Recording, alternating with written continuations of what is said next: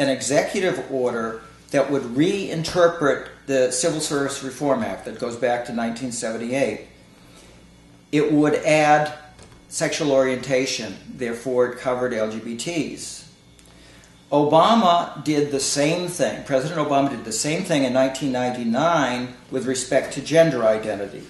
One of the main weaknesses of executive orders, they are something that a president can do on his or her own hook, but the remedies under law are limited, and as I said, this has been ignored fundamentally in the DoD.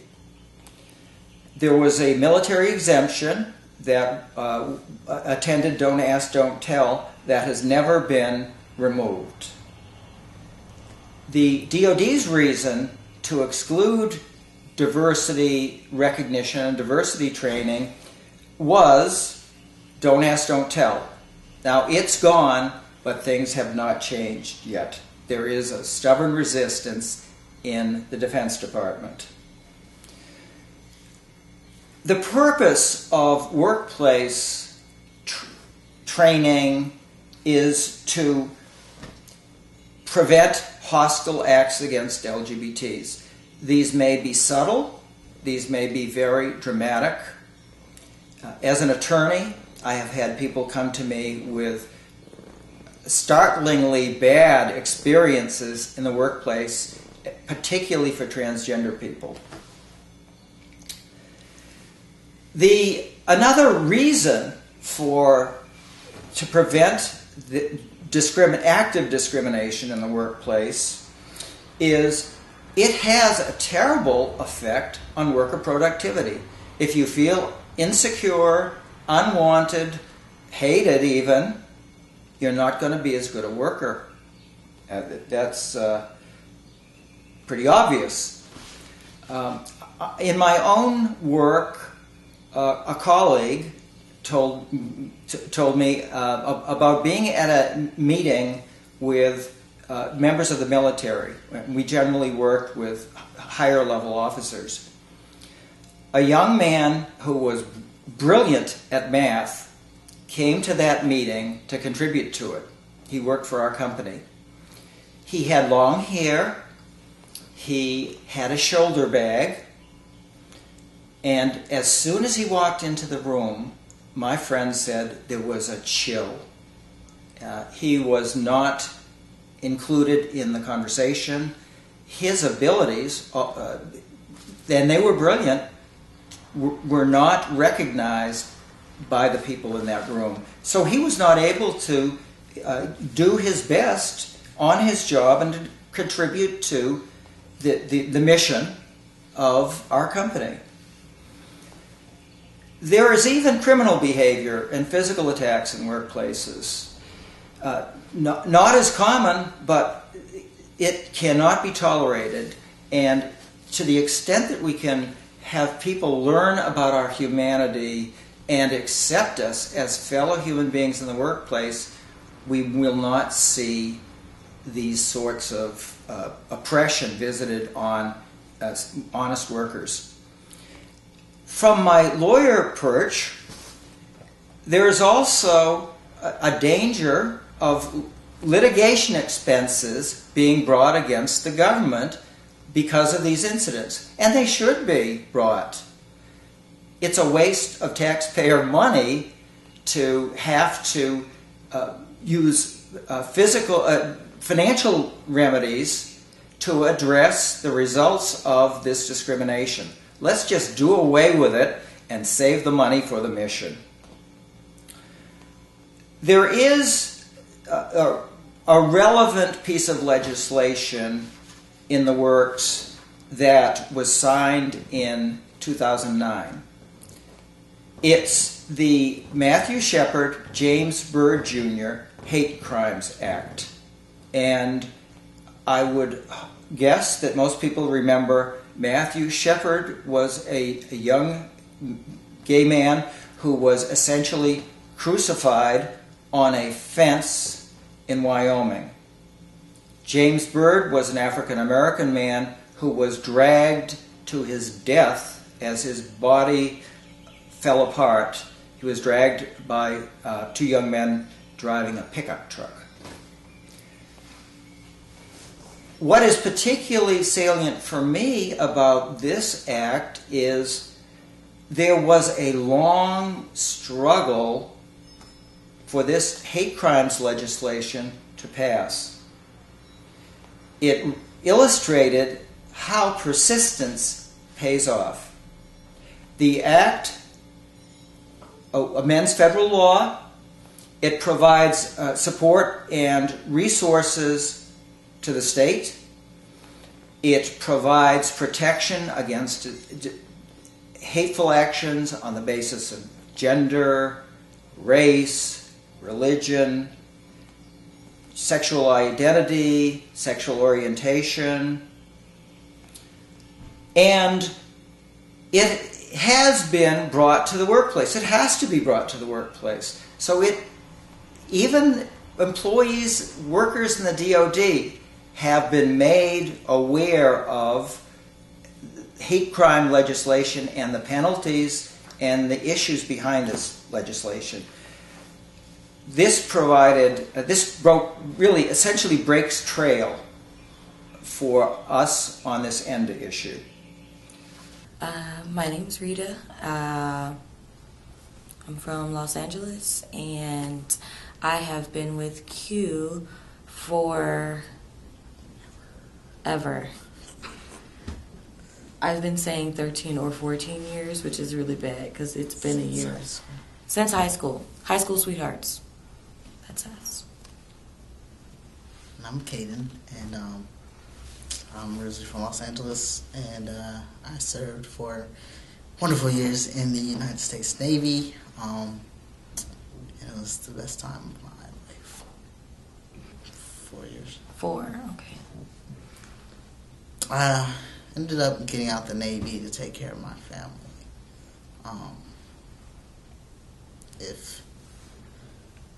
After things started stabilizing, and I decided that I was going to transition, I realized it wasn't going to be a possibility for me to go back in like I wanted to.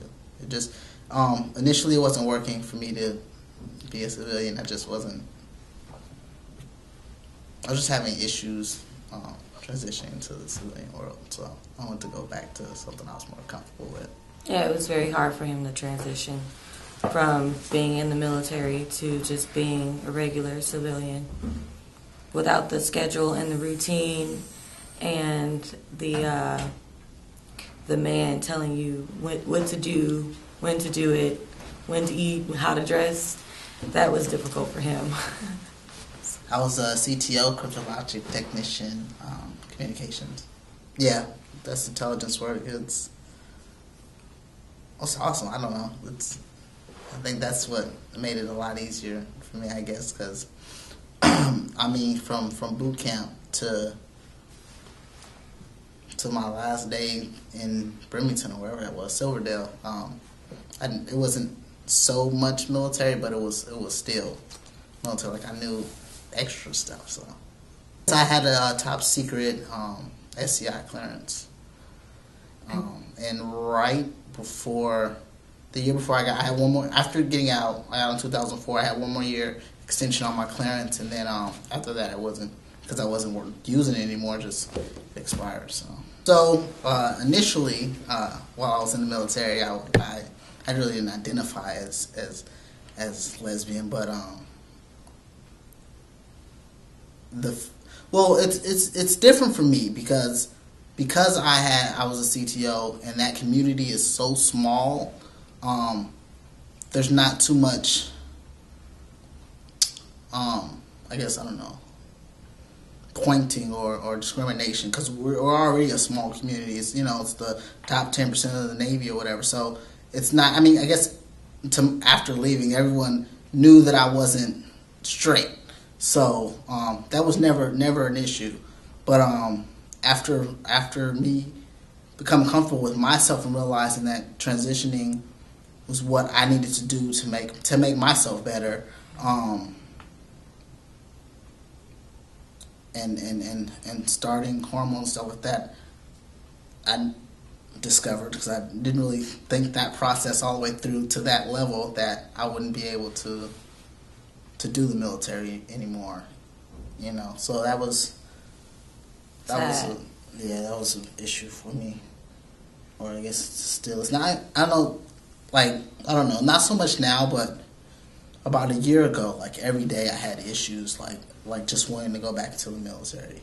And then, you know, when the don't ask, don't tell thing passed, you know, like people around me that knew me was happy, but I explained to them that it's not for me. I mean, it doesn't give me the permission to be myself and still be in the military, you know, because it's not where I'm at anymore in my life as just identifying as gay. So it wasn't the same thing. Like, it wasn't the same thing, like, because I couldn't still do hormones.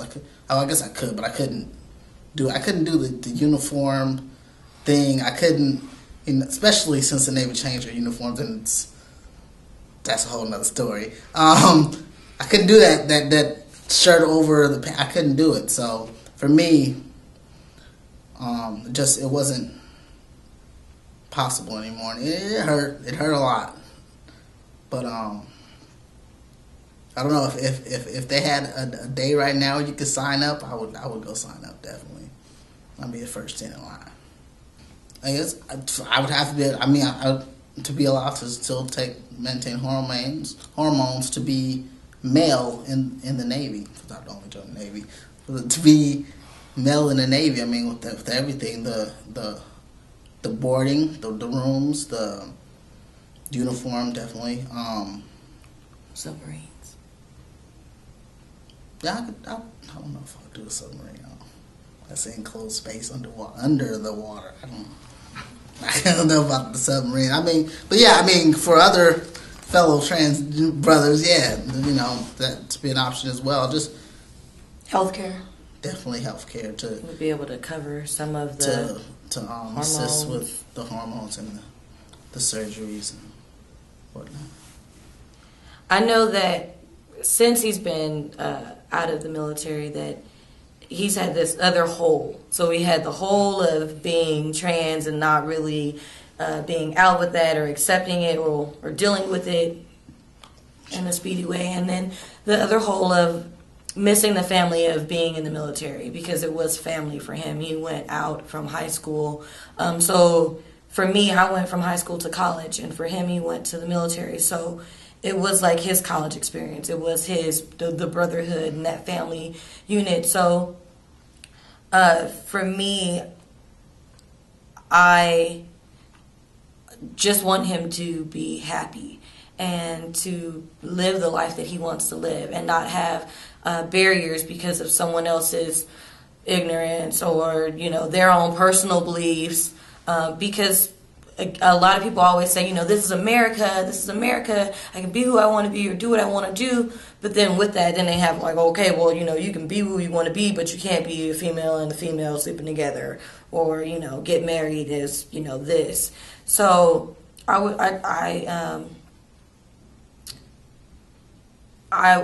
would welcome him being back in the military if he could, even though that means that we wouldn't be together. But then if he was, and being trans and me being his wife, I would be able to go with him, because before I had to stay back, and when he was overseas, I had to be listed as a family member or a relative, like a cousin, to be able to come on base and to be with him there. And I would like to be able to live my life without lying. You know, I'm a very truthful and honest person, and so having to put up that facade of being, you know, blood relatives versus a married couple, it's demoralizing. I don't, you know, and the military means a lot to him, so it means a lot to me. His goals and his dreams, I embrace them, and they become part of my dreams and my